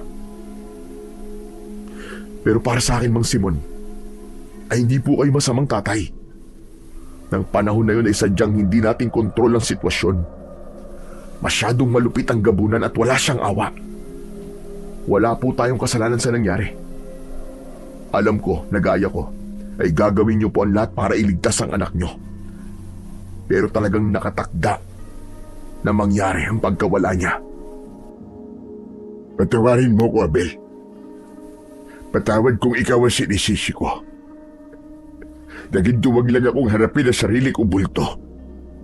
Hindi ko kayang tanggapin na ako may kasalanan sa pagkamatay ng anak ko. Dahil napabayaan ko siya. Huwag niyo pong sabihin niya, Mang Simon. Gaya po ng sinabi ko sa inyo, wala ka pong kasalanan sa pangyayaring yun. Maraming salamat din po dahil sinabi niyo yan sa akin. Ilang taon ko rin po kasing inisip na kasalanan ko ang lahat. Ngayon kahit papaano ay naging magaan na po ang pakiramdam ko.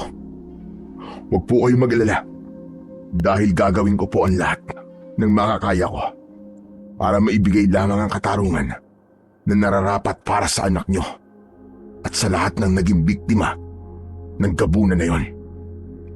Napakabuti mo talaga, Abel. Ang akala ko ay magagalit ka sa akin matapos ng pag-amin ko. Wala pong rason para magalit ako sa inyo, Mang Simon. Masakit po talaga mawalan ng mahal sa buhay.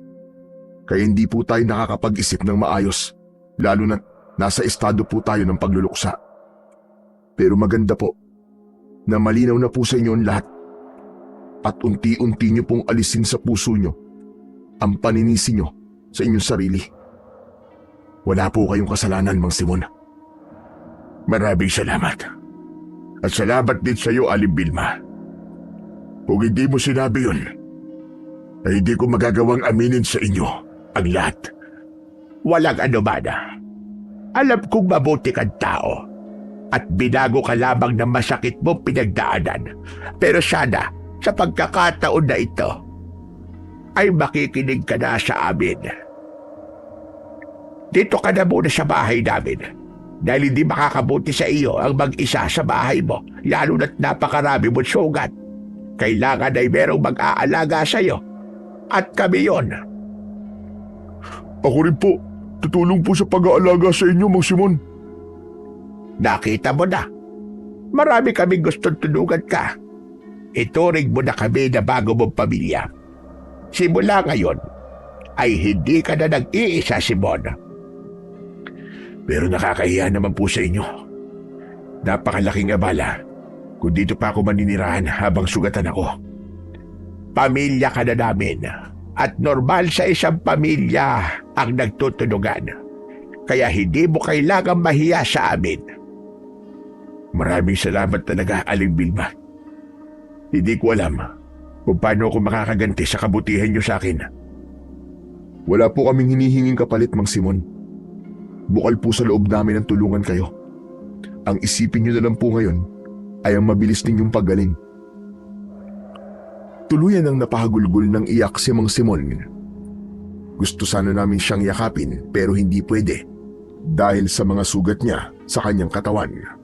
Sa huli, pumayag na rin siyang manatili sa aming bahay para merong mag-aalaga sa kanya. Kailangan kasi na malinisan ang mga sugat niya at malagyan ng gamot araw-araw para mas madali yung gumaling. Sa kabila ng hindi magandang sinapit ni Mang Simon, ay masaya pa rin ako kahit papano dahil yon ang naging daan para magkaayos kaming dalawa. Matapos yun, ay nagpaalam na si Pedro na kailangan niya nang umuwi sa bahay nila. Kami naman ni Lola ay nagpunta sa bahay ni Mang Simon upang kumuha ng mga damit niya. Inilagay namin sa isang kahon ang mga damit at saka kami naglakad pabalik sa aming bahay. Sa tingin niyo po ba'y sapat na po ang dami ng mga damit na kinuha natin? Abay, oo naman. Napakarami na nga yan eh. Lola, salamat pala kasi kung hindi po dahil sa inyo ay hindi po kami magkakayos ni Mang Simon. Akala ko talaga habang buhay na po siya magagalit sa akin eh. Ang galing niyo po kasi nalaman niyo yung totoong tumatakbo sa utak niya. Naging magulag din ako. Kaya alam ko ang bagay na yon. Saka may mga pagkakataon na nakikita ko si Simon sa sementeryo kapag dinadalaw ko roon ang puntod ng tatay at lolo mo. Naririnig ko siya na humihingi ng tawad sa anak niya. Kaya napagtanto ko na ang sarili niya ang sinisisi niya at hindi talaga ikaw. Ano na palang pakiramdam mo ngayon, ha, Apo? Mas magaan na po ang pakiramdam ko ngayon, Lola. Naging mabuti po si Mang Simon sa akin at sa pamilya natin dati. Kaya masakit po sa akin na nagkaroon po siya ng galit. Kaya napakalaking bagay po na okay na kami ni Mang Simon ngayon. Mas nagkaroon po ako ng lakas ng loob at inspirasyon. Natapusin na po ang kasamaan ng gabunan. Mabuti rin na pumayag siya na sa bahay mo na siya tumira. Siya rin kasi ang mahihirapan kapag mag-isa siya sa bahay niya. Ang dami niyang malalalim na sugat na kailangang pagtuunan natin ng pansin. Talagang malakas siya sa Panginoong Diyos dahil sa kabila ng mga sugat na natamo niya mula sa gamunan, ay buhay pa rin siya hanggang ngayon. Hindi pa po talaga oras ni Mang Simon. May mga bagay pa kasi siyang dapat ayusin at itama. Saka sigurado ako na mahaba pa po ang buhay niya. Saka sa mga pinagdadaanan niya, ay mas maganda po na meron siyang makakausap palagi kaysa yung mag-isa lang po siya dun sa bahay niya. Sana po talaga ay bumalik na po yung dating Mang Simon na masayahin at mapagbiro. Babalik din siya sa dating siya.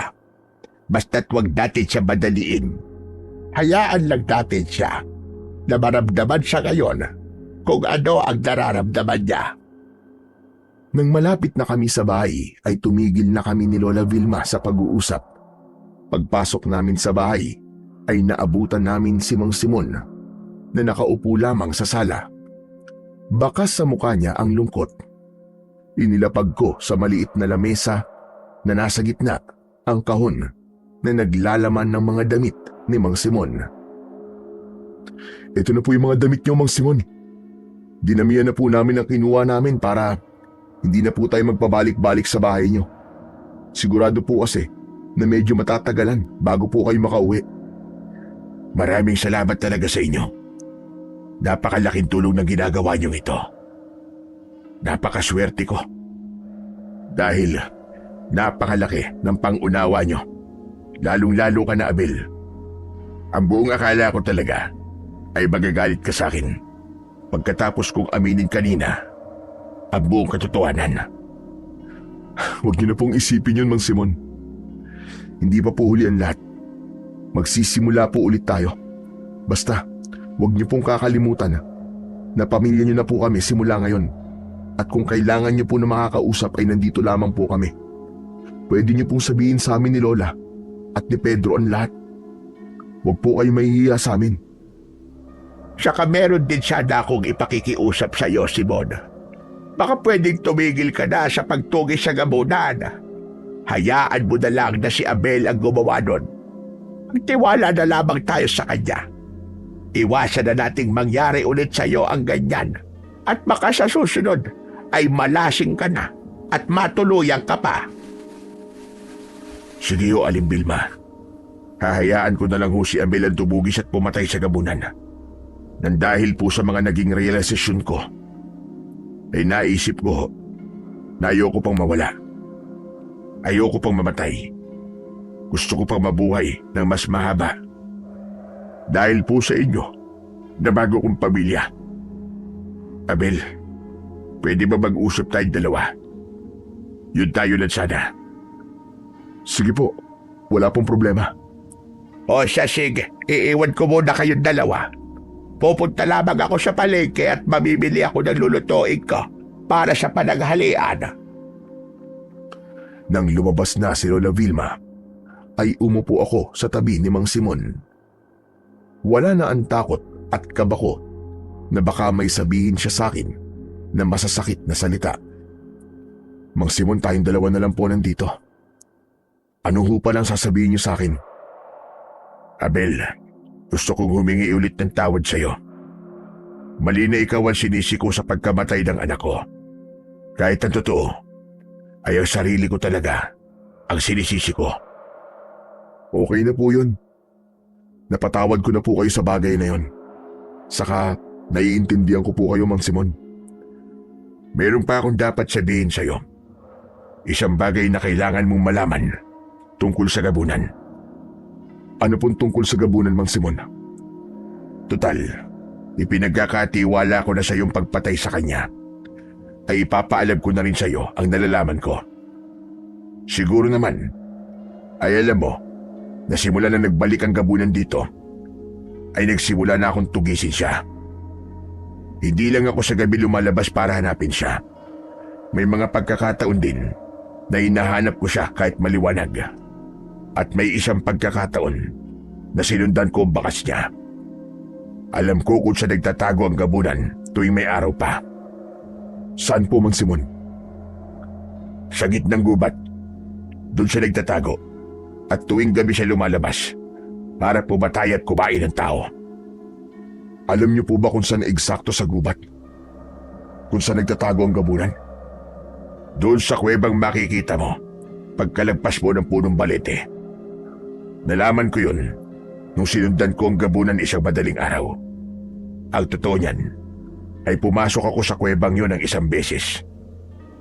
At sinakto ko na umaga dahil akala ko ay mapapatay ko ang gabunan sa ganung paraan. Ano po nangyari nang pumasok po kayo sa kuweba? Hindi ko na kayang ipaliwanag ang eksaktong dahilan kung paano yun nangyari sa akin. Pero sa tingin ko, ay ginagamitan ng gabunan ng itim na kapangyarihan ang kung sino man pumapasok sa kuwebang pinagtataguan niya. Nang pumasok kasi ako ron, ay pinaglaruan ng gusto ang isip ko. Ipinakita sa akin ang aking asawa habang may kasamang ibang lalaki at pinagtatawanan nila ako. Pati ang anak ko ay nakita ko rin at galit na galit siya sa akin dahil pinabayaan ko raw siya. Mabuti na lang at nagawa ko pa makalabas ng kuwebang yun ng buhay. Sa tingin ko po, ay isang ilusyon ang nakita nyo. Kaya hindi po totoo ang mga bagay na nakita nyo ron. Marahil ay yun ang proteksyon ng gabunan sa kanyang lungga tuwing may araw pa. Yan nga rin ang iniisip ko, Abel. Kung ganun, mahina pala ang gabunan kapag mayroong araw. At ganung oras ko dapat siya puntahan sa kanyang pinagtataguan. Hindi siya maglalagay ng proteksyon sa kuweba kung sa lahat ng oras ay malakas siya. Ibig mo ba sabihin ay papasok ka sa kuwebang yun at doon mo papatayin ang gabunan, Abel? Opo, Mang Simon. Yun ang tanging paraan para mapatay ko siya. Kung sa gabi ko siya haharapin, ay pansin kong mas malakas siya. Kaya talagang mahihirapan ako sa kanya.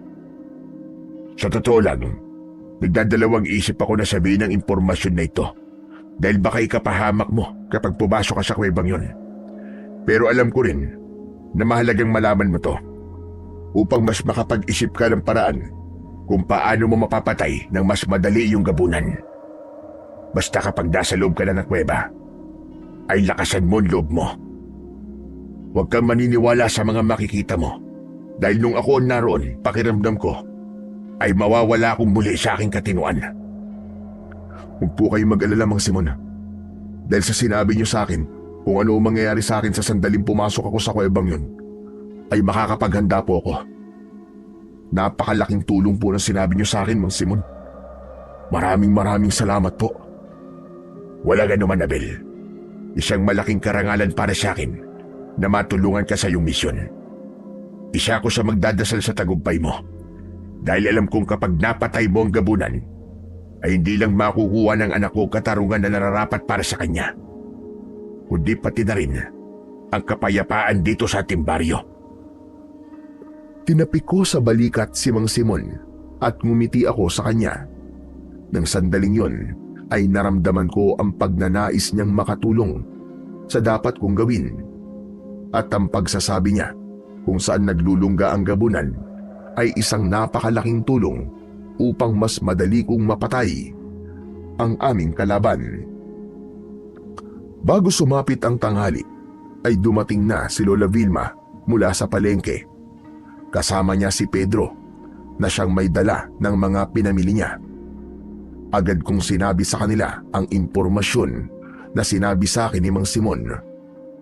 Naging detalyado ang pagkikwento ko sa kanila upang mas madali nilang maunawaan ang lahat. Kung ganun, umaga ka magpupunta sa kuwebang yun, pare. Ganun na nga, Pedro. Yung kasi ang oras na mas mahina ang gabunan at kailangan ko yung samantalahin. Kailan mo pala planong pumunta roon? Bukas po ng umaga, Lola Vilma. Ayoko na po kasing magsayang pa ng oras. Gusto ko na pong patayin ng gabunan para bumalik na po sa normal ang buhay ng lahat dito.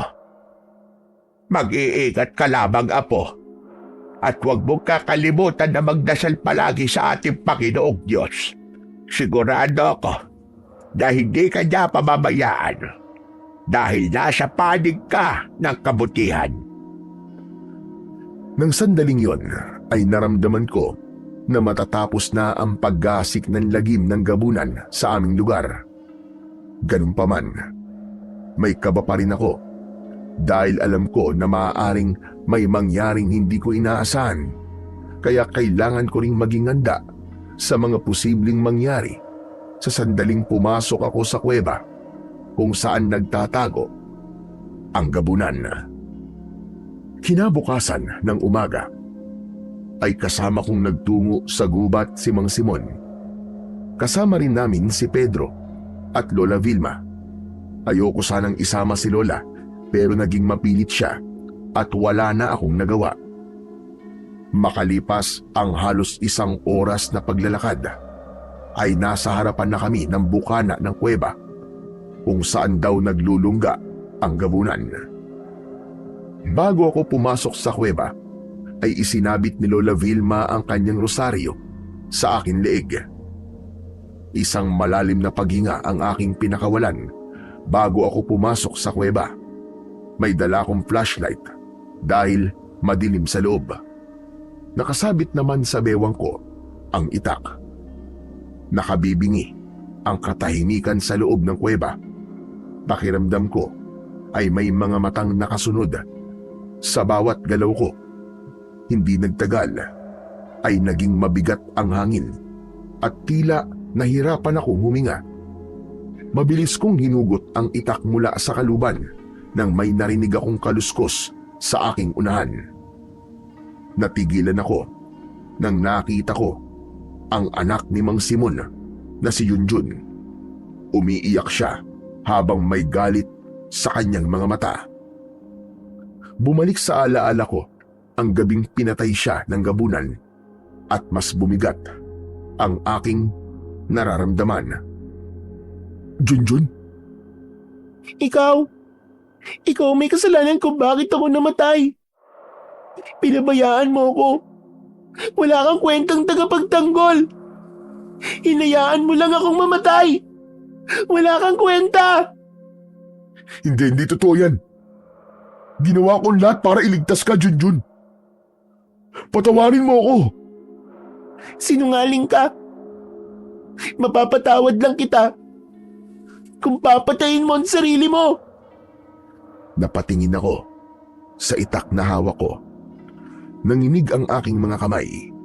May boses akong naririnig na paulit-ulit na nagsasabing kitling ko na ang sarili kong buhay. Doon ko bigla naalala ang sinabi sa akin ni Mang Simon na kapag pumasok ako sa kuwebang yon ay baka masira ang aking katinuan. Tumayo ako ng matatag at diretso kong tinignan si Junjun. Hindi ka totoo. Isa ka lang ilusyon. Hindi mo ko malilinlang. Wala kang konsensya. Bakit hindi ka nalang mamatay? Pinabayaan mo ko. Wala kang kwenta. Mamatay ka na. Mamatay ka na sana. Muli akong naglakad at nilagpasan ko lang si Junjun. Hindi ko na inintindi ang kanyang mga sinasabi at inisip ko na hindi yun sasabihin sa akin ng totoong si Junjun. Hindi nagtagal ay hindi ko na narinig ang boses ng anak ni Mang Simon na si Junjun. Nagpasalamat ako dahil naging matatag ang aking loob, dahil kung hindi ay baka kinitil ko na nga ang sarili kong buhay kanina. Makalipas ang ilang minuto ay narating ko na ang dulong bahagi ng kuweba. Nagimbal ako nang nakita ko ang gabunan na nakahiga sa malapad na bato. Nakapikit siya at mukhang natutulog. Inilapag ko sa lupa ang dala kong flashlight. Maraan akong naglakad palapit sa gabunan at hindi ko inalis ang tingin ko sa kanya. Kailangan ko kasing samantalahin ang pagkakataon habang natutulog siya. Isa yung magandang tsansa para tuluyang ko nang tapusin ang kanyang buhay. Nang nasa tabi na ako ng natutulog na gabunan, ay itinaas ko ang aking itak. Walang pagdadalawang isip na itinara ko yun sa tapat ng puso ng gabunan. Biglang nagising ang gabunan at nanlaki ang mga mata niya habang nakatingin sa akin. Hinugot ko ang aking itak at napasinghap ang gabunan. Para ito sa tatay at lolo ko na pinatay mong demonyo ka. Katapusan mo na! Muli kong itinarak ang itak sa puso ng gabunan. Doon ko napatunayan na hindi siya malakas kapag umaga dahil hindi man lang niya nagawang makalaban. Hinugot ko ulit ang aking itak. At ito naman, para to kay Junjun at sa iba pang pinatay mo nang walang awa. Napalingon ako sa likod nang may narinig akong yabag ng paa. Nakita ko si Mang Simon na papalapit sa akin. Nang nasa tabi ko na siya, ay puno ng puot na tinignan niya ang naghihingalong gabunan. Sa wakas, nakita ko rin ang mukha mo habang naghihirap ka at unti-unting binabawian ng buhay. Nararapat lamang sa iyan sa dami ng buhay na kinuha mo at isa na roon ng buhay ng aking nag-iisang anak. Sige na, Abel. Patayin mo na ang halimaw na yan. Naniniwala po ako, Mang Simon, na kayo po ang mas dapat na pumatay sa kanya. Anong ibig mo sabihin, Abel? Heto po. Kunin niyo po ang itak ko. Kayo po ang sumintensya sa buhay ng gabunan na to. Hindi makapaniwala si Mang Simon nang iabot ko sa kanya ang itak. Napansin ko ang panginginig ng kanyang mga kamay. Pero nang muli siyang tumingin sa naghihingalong gabunan, ay walang pagdadalawang isip na ginilitan niya yon sa leeg. Hindi pa siya nakontento at paulit-ulit pa niyang pinagsasasaksak sa dibdib ang gabunan, direkta sa puso nito. Habang ginagawa yon ni Mang Simon, ay humahagulgul siya ng iyak. Naluwa ako dahil naramdaman ko ang sakit na dinadala ni Mang Simon sa pagkamatay ng kanyang pinakamamahal na anak. Maya-maya pa ay nanghihinang napaupo si Mang Simon. Dinaluhan ko siya at mahigpit na niyakap. Tapos na po, Mang Simon. Naipagiganti niyo na po ang anak niyo. Sigurado po ako kung nasaan man siya ngayon ay napakasaya niya. At sana, ito na rin po ang simula ng pagpapatawad niyo sa inyong sarili. Hinayaan ko lang na umiyak si Mang Simon nang mailabas niya ang lahat ng kanyang dinadala sa kanyang dibdib. Nang kumalma na siya at nasiguro naming patay na nga ang gabunan, ay magkasama kaming lumabas ng kuweba. Sa labas ay sinalubong kami ni na Lola Vilma at Pedro. Anong nangyari? Napatay niyo na ba ang gabunan? Opo, Lola. Sa awa ng Diyos, wala na pong gabunan. Malaya na po tayong lahat sa kasamaan niya. Diyos ko! Maraming salamat po. Maraming salamat. At salamat din sa iyo, apo ko. Hindi talaga ako nagkamali sa pagtitiwala ko sa iyo. Napakagaling mo, apo. Ipinagmamalaki kita. Naiiyak na niyakap ako ni Lola Vilma. Naramdaman ko ang pagtapik ni Mang Simon sa likod ko. At kahit wala siyang sinabi, ay naramdaman ko ang abot langit na pasasalamat niya sa akin ng oras na yon. Nang malaman ng mga tao sa baryo na napatay ko ang gabunan, ay labis ang pasasalamat nila sa akin. Ang mga dating masasamang salita tungkol sa akin ay napalitan ng papuri at paghingi ng tawad. Nagdesisyon akong manatili sa baryo namin upang hindi na kami magkalayo ni Lola Vilma. Nagtrabaho ako sa bayan para nakakauwi pa rin ako sa amin araw-araw. Nakita ko rin si Mang Simon na unti-unting nakakausad.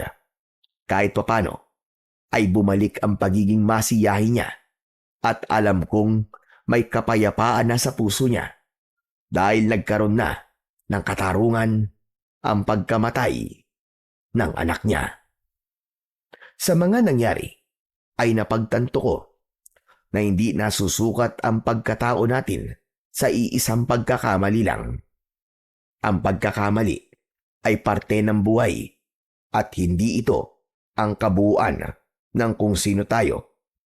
Mas mahalaga kung paano natin haharapin ang resulta nito at kung paano natin itatama ang nagawa natin. Ngayon, mas malinaw na sa akin na ang tunay na pagbabago ay nagsisimula sa pagtanggap ng pagkukulang at sa patuloy na paggawa ng tama. Hanggang dito na lamang po ang aking kwento. At sana may natutunan po kayo na aral. Sa kwentong ating napakinggan ay pinapatotohanan lamang na ang paninisi sa iba ay maaaring magbigay ng panandaliang ginhawa.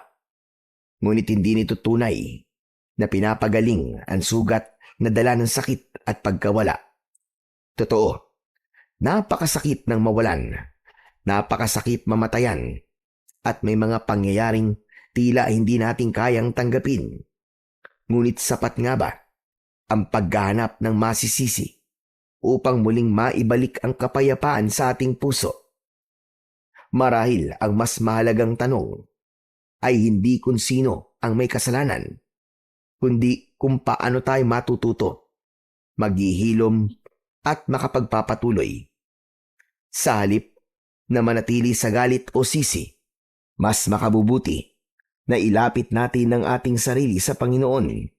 Ialay sa Kanya ang ating mga luha, mga tanong at mga pangyayari na hindi natin maunawaan, sapagkat sa Kanya matatagpuan ang tunay na kapayapaan at kaliwanagan ng isip.